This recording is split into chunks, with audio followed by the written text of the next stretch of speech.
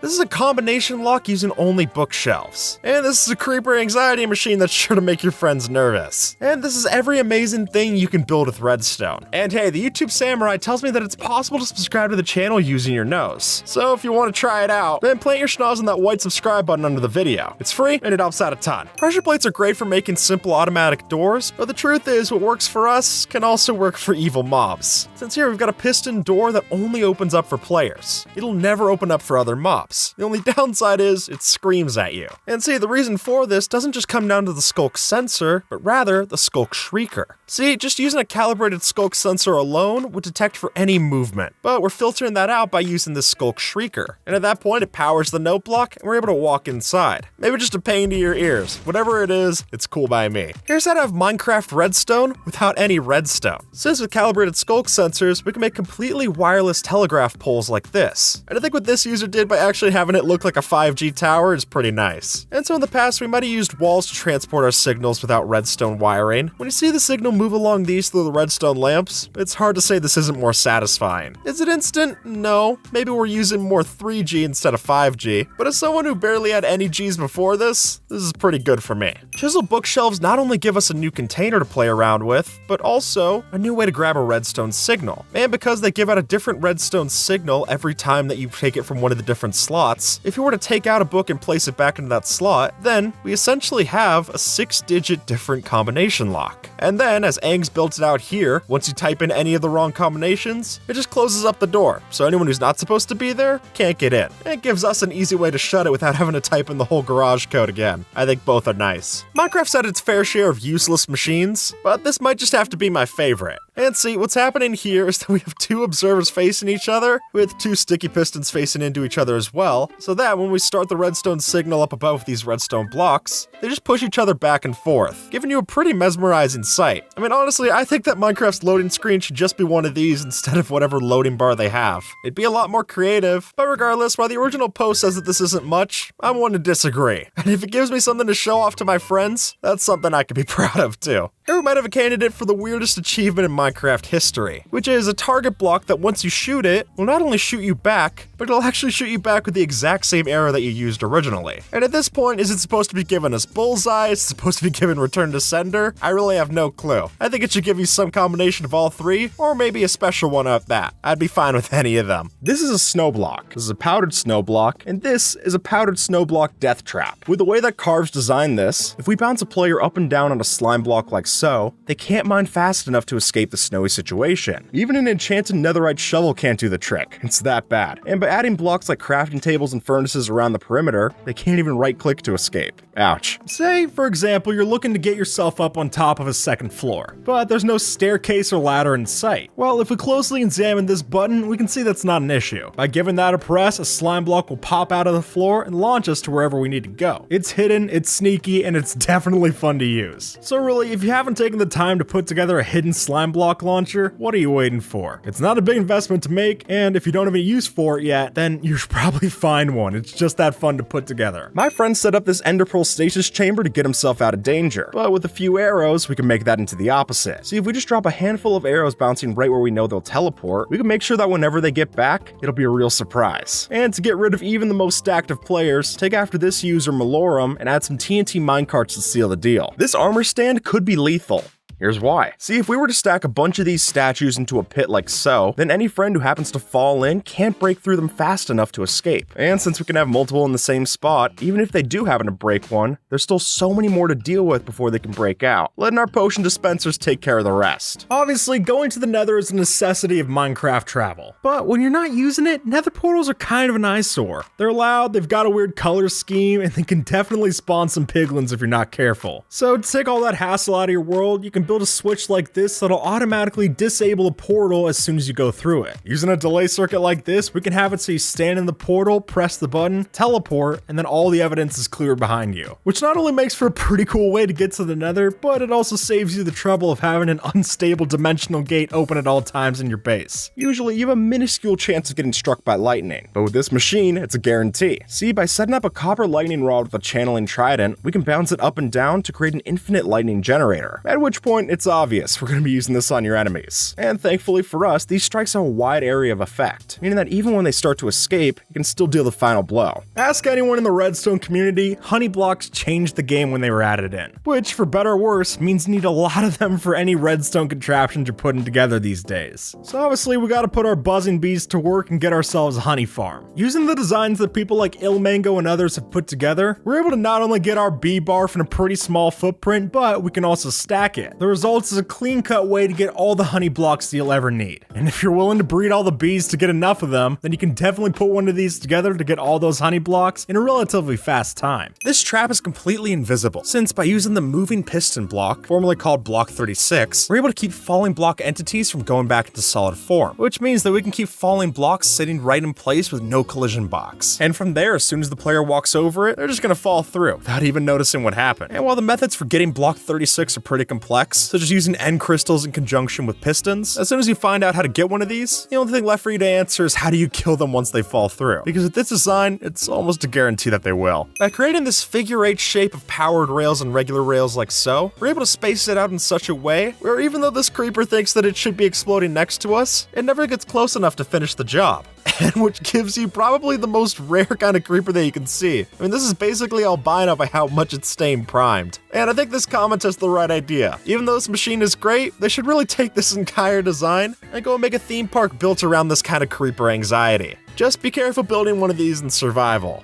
If you don't get the timing just right, you might end up with anxiety for an entirely different reason. While anvils definitely have their place in your Minecraft world, it is unfortunate having to go and run back to fix one every time your old one breaks. So to save any embarrassment of having to go back and fix one of these together in a crafting grid, all we need is a straightforward anvil refilling system. All we do is count the different damage states of the anvil until eventually, when it knows it breaks, we just place down a new one. Almost like a gift from God, it drops from the heavens, and now you're ready to get going on any and all enchanted books you gotta put together. If you find an elytra near my base, this happens. And how do we trigger this? Well, silly as it may seem, we have a cow on top of a pressure plate and unloaded chunks. Then when a player flies nearby, it steps off, and the rest is history. Say you want to build a potion shop in your friend's SMP. It's a good business venture, but now you gotta fill up more bottles than anyone has time for. So to fix this problem, all you gotta build is an automatic water bottle filler. This does right as the name implies. You input any glass bottles at the top, it spits out the filled ones down below, and you're good to go. Meaning you have plenty of time to focus on the more important and fun part of a brewing business, which is of course the brewing. Honestly, leave the grunt work to the machines and just save all your artisanship for where it's actually needed. Watch this trap closely, because if you blink, you might just miss what happened. See, what Mr. Cube and Branzy made here is an effective way to teleport someone into the end, and then before they've noticed, it'll kill them in the void. See, all this happens due to a glitch where if you push someone with a piston underneath the end portal, it'll teleport them to the exact coordinates in the end, and unless they're ready with an elytra, that should guarantee a quick kill. In this case, we're going to use a decoy trap to set the real one. So while your friend might think they're being sneaky by jumping over this obvious spiked pit trap, I mean, come on, trapdoors and a tripwire are a dead giveaway. What's actually happening is that they'll jump right over, only to fall into the real trap that reveals from the floor. And while this original design was made before skulk sensors were in the game, I mean, come on, that makes it even easier to do this kind of thing. And I love the idea of making them think that they got away with murder, only for you yourself to get away with theirs. Most of us don't want to babysit, so when you got your stuff smelting up in a furnace, you really don't want to watch every single second of it. But it still would be nice to know when it's done. So to fix those two problems, we're able to build a very simple alert system to tell you when the furnace is done smelting. No matter what item you got cooking up, as soon as it finishes, you're gonna get a little tune in your ear and then you'll know, oh, my thing is done. Believe me, it's not complex, but putting one of these together in your world is a nice little reminder for whenever you're trying to get jobs done.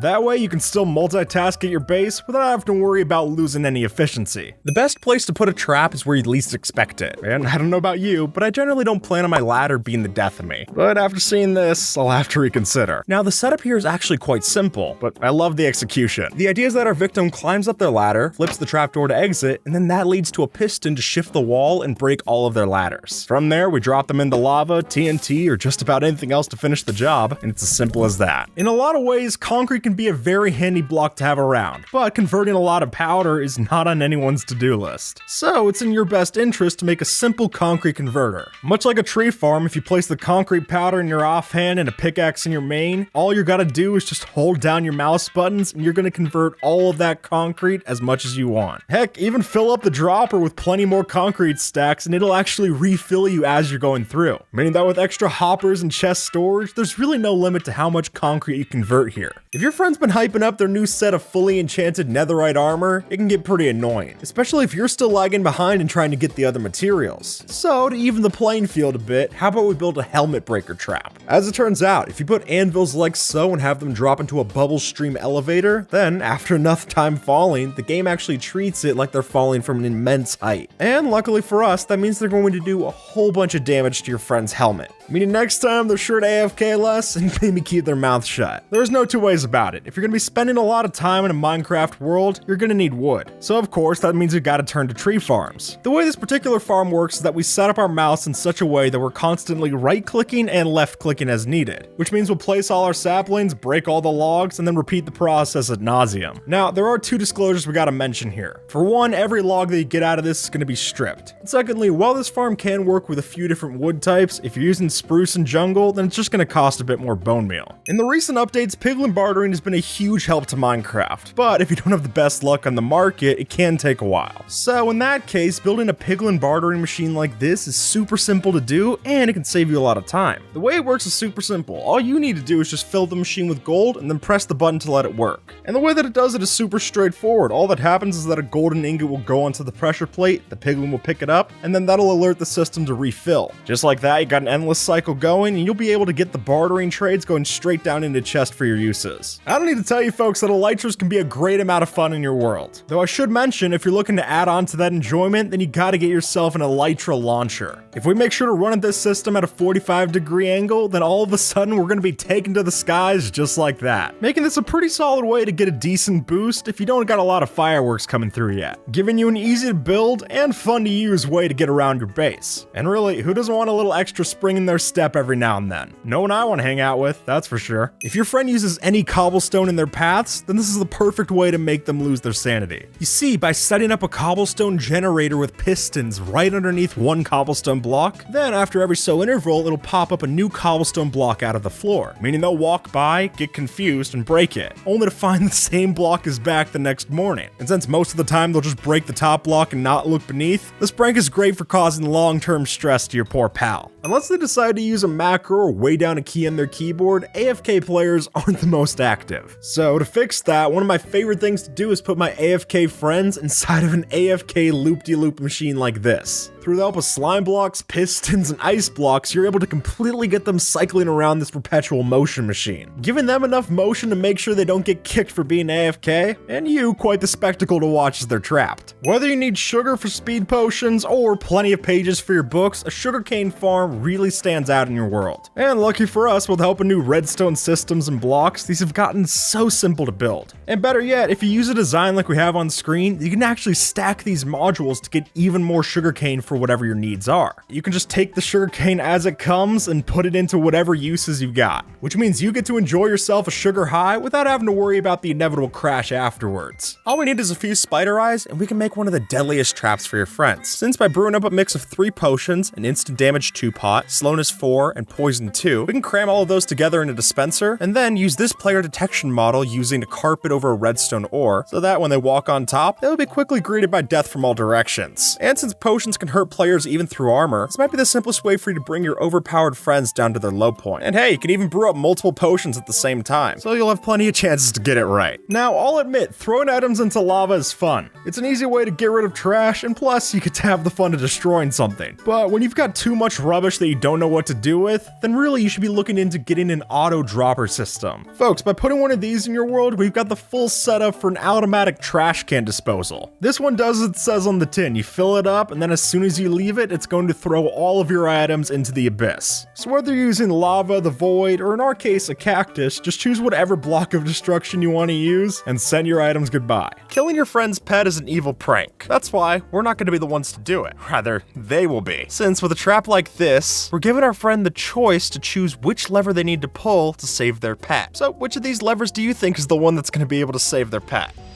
Yeah, I thought that one too. but not so much. Since if you really want to be cruel, you could set this up also as a fake system, where regardless of which lever they pull, their pet's gonna meet the same fate, to put it lightly. And to be extra cruel, you could also have one of the levers just drop TNT on top of them, so at least they won't be losing their pet, they'll both be going to the same spot. It's just a little further away from here than they thought. Shulker boxes have been an invaluable addition to Minecraft ever since they got added in. But while they're good at cleaning up your survival inventory, sometimes it's annoying to have to take all the items manually out of a shulker box and put it into your chests. So to save yourself that headache, a shulker unloader is a really easy solution that's gonna save you a lot of time down the road. Just like that, you put your shulker boxes in the top chest, press the button, and it'll start unloading all of the shulkers into the chest below. From here, you could have the items go into an item sorter or whatever, it doesn't matter to me. As long as you build one of these, you're really gonna be saving yourself some time next time that you gotta clear out your inventory. Next time your friend goes underground, they should make sure to look at the ceiling, since if they're not careful, they could be standing under this trap, where, once activated, breaks the sign and then drops thousands of gravel on top of the player, which if you stack it high enough, it's gonna be tough for them to escape before they die, even if they were to have an instant mine shovel. Oh, and not to mention that the same setup could cause a lot of client-side lag, which is annoying, but it adds to the effectiveness. If they're slow to react, they're gonna be slow to escape too. Cooked chicken is a staple in a Minecraft player's diet, and a lot of that is because Minecraft chickens are so easy to farm. Look no further than this design. It's gotten so simple to put together an auto chicken cooker that really it goes well whenever you want to build it.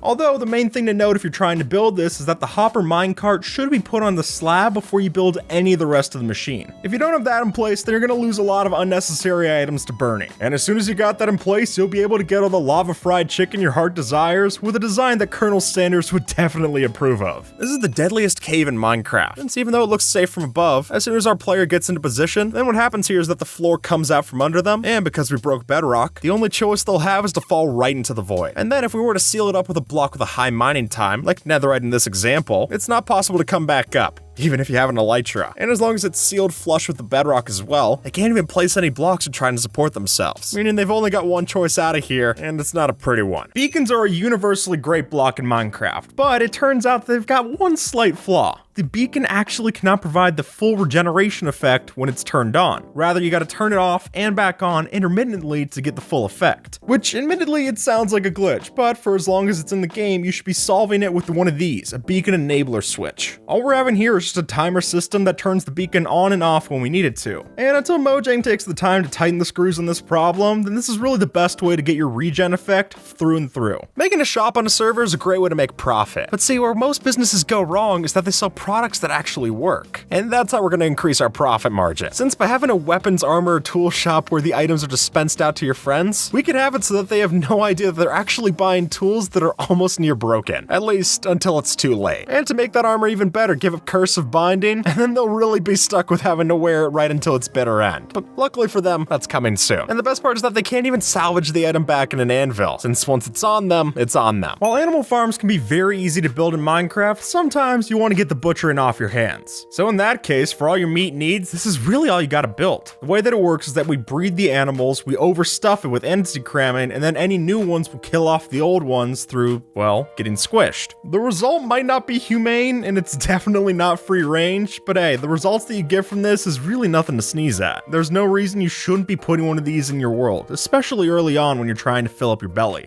Bad traps stick out like a sore thumb. Which is why, if you see a random pressure plate out in the open, most of us know not to step on it. But that's the whole point of this. You see, we want our victim to expect that it's trapped, break the pressure plate, and then the real trap goes in motion. The item is then sucked up by the hopper minecart, goes into a real hopper, and then a comparator sets off a signal, and the rest is history. Now, while you could be more cruel here by adding in more TNT minecarts, I think this actually could work really well in a rigged desert temple. That, folks, would be a surprise for sure, and one that's likely to leave them with no items to their name. When you're looking to smelt a bunch of items, then charcoal stands out as a great fuel source. But if you're getting tired of having to do all the manual labor of chopping down the logs, putting them into the furnaces, and then cycling it back to be fuel, then this machine will save you a couple hassles. You see, the way it works is that this machine is self-refueling. This machine will actually burn through every log it's got, and then take some of the fuel to then refuel the new logs getting burnt. Then just like that, you're gonna have all the fuel necessary for every super smelter you need in the future. And more importantly, you'll be energy independent while you do it. Planting trees around your base can really bring a build together, especially if you design some of them custom. That is, until your friend comes by and decides to break the bottom two logs of the tree trunk for a craft. And now, all you got is a bunch of eyesores. Well, to solve that problem, let's teach them a one-time lesson that the Lorax would even approve of. By setting up an observer system like such, we can have it so that when they break the log, the chop gets recognized, and then an explosion takes care of the rest. And better yet, by using TNT minecarts in this way, the detonation gets to near instantaneous levels. So, whichever log they take from you, we can make sure it'll be their last. Having an armor dispenser like this is a big flex, except not when you have this one. Since if your friend were to only take the time to look inside, they'd notice that what actually happens here is that they're coated in lava, which is then next to some hidden waterlogged blocks. Meaning after you use the system, you're going to be quickly encased in obsidian, and that'll suffocate them before they can mine themselves out. And considering that this kind of system is typically used by someone who's new to the world or recently died, the odds of them having a diamond pickaxe fast enough to get themselves out of there is close to zero. Meaning that if they just died, they're probably going to be dying again soon. Finding the ancient debris necessary to get netherite is a real hassle to do. And while sure, having plenty of beds and TNT to do that process does speed it up, what if you don't have a lot of resources? Well, if you still got a hankering for explosions, then you gotta build a TNT duper for netherite mining. Basically what we're doing is we're dropping TNT onto an obsidian platform and then using all of that new TNT explosion power to then explode further and further out into the mines. And while you are gonna have to look out for those pesky lava pockets, really, you're clearing out so many blocks with this anyway, that you can just move it around and you won't even waste time. Going over lava in the nether is a huge pain. So if you yourself still don't have an elytra and you're trying to get around the dimension, this is definitely the way to do it. You gotta build a basalt bridge maker. Through the help of flying machines and some extra potent ice, we can actually have it where this machine will get set off and just make a straight line of basalt right in front of it. And to its credit, all these new pathways that you'll be making work really nicely with all the biome colors that you're passing, making it not only a practical choice for nether traversal, but also one that seems to blend in. Few things in Minecraft are truly unbreakable. I mean, even bedrock can be broken in some form, and that's the unbreakable block. But while we might stand a chance of breaking blocks when we stand on steady ground, it's a different story when they're on the move.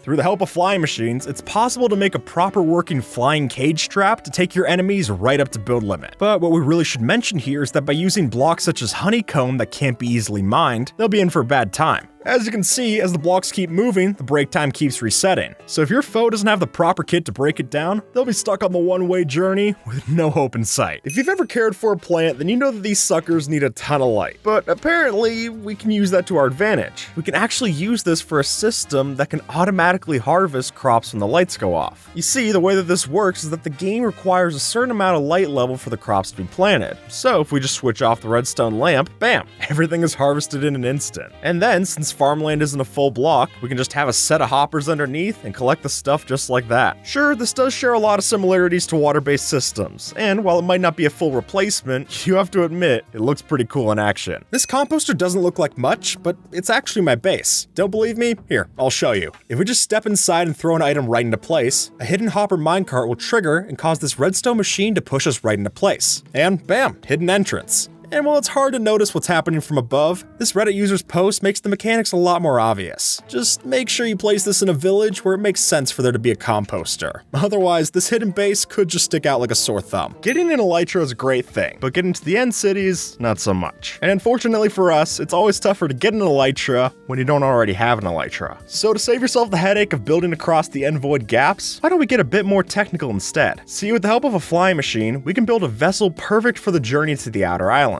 Now, granted, stopping or turning the ship might be a bit of a problem, but with the proper planning, this could save you from placing thousands of blocks while searching. And if you ask me, I'd much rather take this passive option compared to that. Anyone who's ever messed around with the technical side of Minecraft is well and familiar with the concept of a mob switch. That is, you get a bunch of withers in a cage, make sure they don't despawn, and no new hostile mobs are going to be giving you trouble. It's a great system, but it's definitely costly. So a simpler and safer option to do is instead having a zombie villager mob switch. You see, if you trade with a villager and then zombify it, this will make them both unable to despawn and also count towards the mob cap. This is actually a great way to put zombie villagers to use and, in turn, actually keep all other villages safe. Pufferfish tend to scare really easily. One step too close to this thing and boom, poison. It's a nuisance when you're swimming around the water, but as soon as you put one of these in a pufferfish player detector, it does a lot of work. Rest assured that anyone who stands way too close to this, whether it's you, another player, even mobs mobs and armor stands, this thing will detect them.